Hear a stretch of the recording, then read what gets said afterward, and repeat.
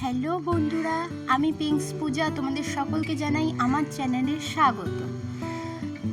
দেখো, এই গাছটি আমি অনেক দিন আগে এনে এখানে লাগিয়েছিলাম। গাছটা অনেক ছোট ছিল, ছোট অবস্থায় খুব সুন্দর ফুল দিত, কিন্তু ইদানিং দেখছি এই বছর গাছটা প্রচণ্ড পরিমাণে বেড়ে গেছে, কিন্তু সেভাবে কোনো ফুলের দেখাই পাওয়া যাচ্ছে না, কিন্তু প্রচুর পরিমাণে পাতা গজিয়ে গেছে।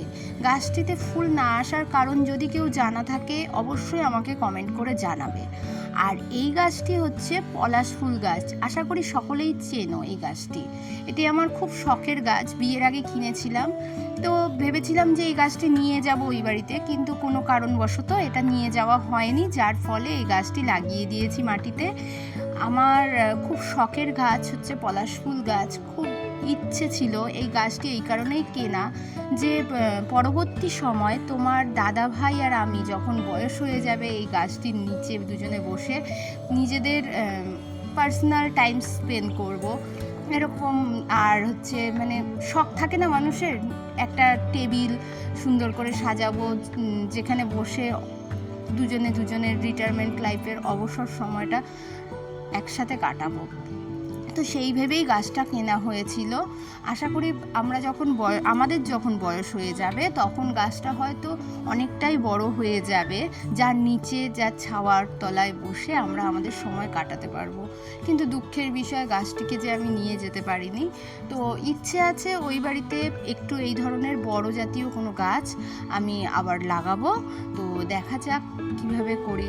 আর এত গরম পড়েছে, আগের দিন মা রাত্রেবেলা লতি কেটে রেখেছিল, তো লতি রেখে আমি মাকে বললাম, মা লতিটা তুমি করো না। আমি লোটে মাছ দিয়ে অনেক দিন লতি খাওয়া হয় না সেভাবে, কারণ আমাদের ওই শ্বশুরবাড়িতে তো সেইভাবে লোটে মাছ দিয়ে লতিটা অতটা কেউ পছন্দ করে না বলে খাওয়া হয় না। আর আমার এই জিনিসটা খুব ভালো লাগে, তাই জন্য মাকে বললাম যে মা তুমি লতিগুলো রেখে দাও, আর বাবাকে বললাম অল্প পরিমাণে লোটে মাছ নিয়ে আসো। তো লোটে মাছ দিয়ে লতি জিনিসটা খুবই সুস্বাদু লাগে আমার কাছে খেতে, তাই জন্য আমি প্রথমে নিয়ে নিয়েছি কিছু পরিমাণ লতি, যেটাকে ভাপিয়ে নিয়েছি, আর তার সাথে নিয়ে নিয়েছি কিছু পরিমাণ লোটে মাছ, সেটাকে ভালোভাবে ধুয়ে নিয়েছি।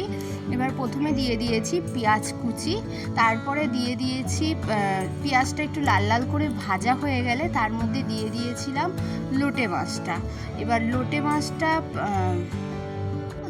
আমি বলতে ভুলে গেছি, লোটে মাছটা দেওয়ার আগে আমি এর মধ্যে একটু মশলা অ্যাড করেছিলাম, যেহেতু লতি সুতরাং তার সাথে আমি একটু শুকনো লঙ্কা আর কাঁচা লঙ্কা মিক্সড করে আর তার সাথে কিছু রসুন কুচি আমি মিক্সিতে পেস্ট করে নিয়েছিলাম, সেই মশলাটা অ্যাড করেছিলাম।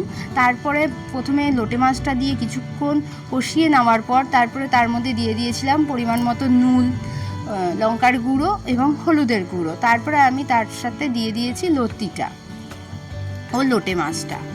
এবার ভালোভাবে সেটাকে নাড়িয়ে নেওয়ার পর কিছুক্ষণ দেখো জলটা ছেড়ে দেওয়ার পর আমি এর মধ্যে দিয়ে দিয়েছি একটু টক জল, যাতে লতি রয়েছে যদি বাই চান্স গলা ধরে তখন তো সেটা খুব সমস্যার কারণ হয়ে দাঁড়াবে, তাই আমি তার মধ্যে দিয়ে দিয়েছি টক জল। আর দিয়ে দিয়েছিলাম এর মধ্যে অল্প পরিমাণ সর্ষে বাটা। গরম গরম ভাতে লতি দিয়ে লোটে মাছ আর তার সাথে যদি হয় টক ডাল, পুরো খাবারটাই যেন জমে যায়। তোমরা কে কে এই ধরনের রেসিপি খেতে পছন্দ করো অবশ্যই জানাবে। আবার আসবো নতুনত্ব রেসিপি নিয়ে। আজকের জন্য টাটা।